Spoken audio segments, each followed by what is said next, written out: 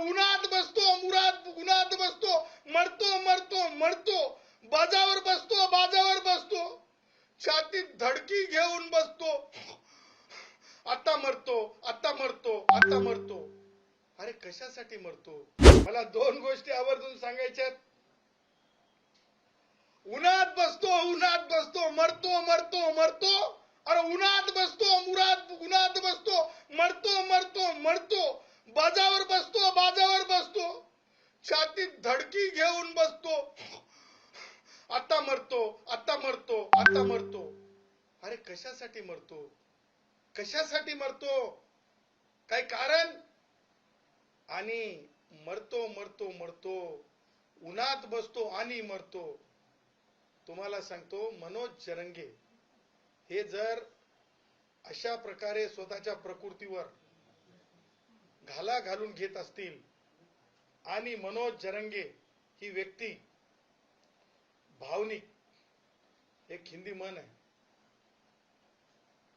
भावनिक ज्या प्रकारे म्हणजे महाराष्ट्राला काहीतरी पॉलिटिकल काही ग्रुप्ससाठी जर काय म्हणतात ते हिंदीत एक म्हण आहे, म्हणजे एक भावनिक वातावरण तयार करून, मला ब्लॅकमेल म्हणायचं नाही, परंतु गौरण घालत आहेत. गौरण माहिती आहे तुम्हाला? आमच्या खेड्याच्या भाषेत जसं मनोज बोलत होता, गौरण घालून बोलत होता, आता मी जास्त बोलणार, मी 5 मिनिटं बोलतो आणि मी आटपून घेतो. अरे संविधानाचा विषय, संविधानातल्या विषयातलं माती धोंडे तरी तुला माहित नाहीत मनोज. तुझ्या बोलण्याला मी जसं सांगितलं, रील स्टार सारखं लोक पाहतात इथपर्यंत ठीक आहे, परंतु मला मनोजला 2-3 गोष्टी आवर्जून सांगायच्या आहेत. माननीय मुंबई उच्च न्यायालयाने मनोजच्या मागच्या उपोषणाच्या वेळेस स्पष्ट केलेलं आहे, प्रकृतीच्या बाबतीत कोणतीही कॉम्प्रोमाइज केली जात नसते कायदेशीर दृष्ट्या.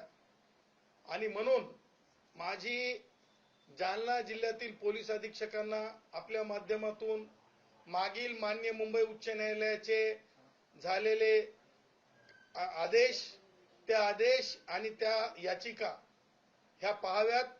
आणि मनोज जर स्वतःला म्हणजे त्रास करून घ्यायचं बोलत असेल आणि त्यातून मी स्वतः मरतो इथपर्यंत म्हणत असेल, तर मनोजला तातडीनं जे आहे त्या मागील आदेश आणि ज्या प्रकारे प्रिव्हेंटिव्ह मेजर्स पोलीसमध्ये घ्यावे लागतात, ज्या प्रकारे डॉक्टर्सनी प्रिव्हेंटिव्ह मेजर्स घ्यावे लागतात, ते प्रिव्हेंटिव्ह मेजर्स घेतले पाहिजे. मनोज ज्या प्रकारे भावनिक करत निघालाय की म्हणे अख्ख्या म्हणजे कोणी येऊ नका.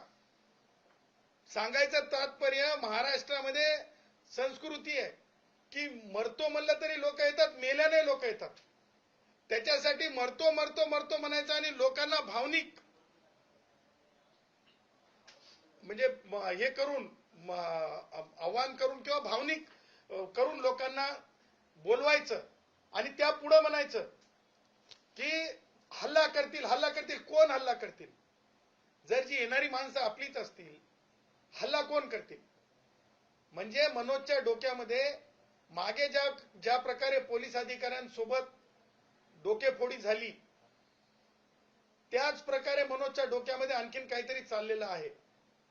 आणि कदाचित हे सगळं इंटेलिजन्सनी ओळखलं पाहिजे. आता राहिला जरा मनोजच्या मागणीचा प्रश्न. आता मला सांगा, मला विखे पाटलांना सुद्धा त्या निमित्तानं, मान्य मंत्री आहेत, त्यांना सुद्धा मला आवर्जून ही बाब अधोरेखित करून द्यायची आहे.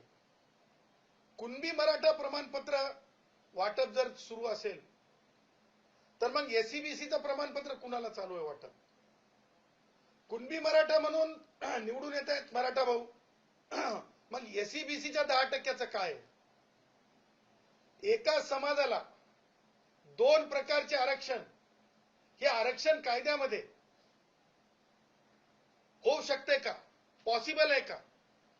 जगात झालंय का? भारतात होऊ शकते का? जगात झालं नसेल आणि भारतात होऊ शकत नसेल तर ही बाब आवर्जून कायदेशीर दृष्ट्या कोणी लक्षात घेणार आहे की नाही? मनोज सोबत ही चर्चा करणार आहेत का की 10% दिलेलं आरक्षण रद्द करून घ्यायचं का? ही चर्चा होणार आहे की नाही असा देखील मी प्रश्न उपस्थित करतो. मला हे म्हणायचं नाही डोळे नसलेली व्यक्ती दळते आणि मला हे म्हणायचं नाही कुणीतरी पीठ घेऊन जाईल, हे मला म्हणायचं नाही, खाऊन जाईल हे मला म्हणायचं नाही, परंतु डोळसपणे आपल्याला आरक्षण बघावं लागेल. आरक्षण हे गरिबी हटावचं धोरण नाही. ओढून ताणून सामाजिक मागास होऊ शकत नाही. जरंगेंची भाषा ही सामाजिक मागासांसारखी आहे का? इथूनच आपण लिटमस टेस्ट म्हणजे आपण एका छोट्याशा रक्ताच्या थेंबावरून रक्तामध्ये काय चालू आहे आपण पाहतो, काय ऑर्गॅनिझम आहे हे आपण पाहतो. जरंगेची भाषा निश्चितच त्याचा वैयक्तिक क्रोध किती आहे माननीय मुख्यमंत्री देवेंद्रजी यांच्यावर, कशा प्रकारची ती भाषा करतात. आणि त्यामुळं हे सगळं भाष्य हे एक सांगून जातंय की रील स्टार मनोज जरंगे यांनी ही नवीन रील आज जी हे केलेली आहे, रिलीज केलेली आहे, त्या रिलीजच्या आधारे मनोज जरंगेंना प्रिव्हेंटिव्ह मेजर खाली मनोज जरंगेंना आता थांबवणं आवश्यक आहे, कायदेशीर थांबवणं आवश्यक आहे, वैद्यकीय दृष्ट्या थांबवणं आवश्यक है. मनोज के जान को कुछ नहीं होना, डॉक्टर मनोज को दवाखाने ले जाना. मनोज के जान को कुछ नहीं होना, डॉक्टर मनोज को दवाखाने ले जाना, क्योंकि भारत का कोर्ट कहता है ये समझे बिना कुछ मत करना, मनोज को दवाखाने ले जाना. कारण कोर्ट जर म्हणत असेल आणि कोर्टाने स्पष्ट केलं असेल तर मला असं वाटतंय की मनोजच्या म्हणजे मनोज जर एवढा म्हणजे तिळपापड होत असेल, तिळपापड तर त्यावर आपण जे आहे संबंधित पोलीस अधीक्षक आणि संबंधित सिव्हिल सर्जन यांनी काळजी घेतली पाहिजे असं माझं मत आहे. महाराष्ट्रातील सर्व बातम्यांचे विश्वासार्ह व्यासपीठ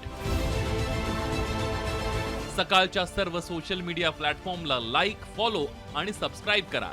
तसंच सर्व नोटिफिकेशनसाठी बेल आयकॉन प्रेस करायला विसरू नका.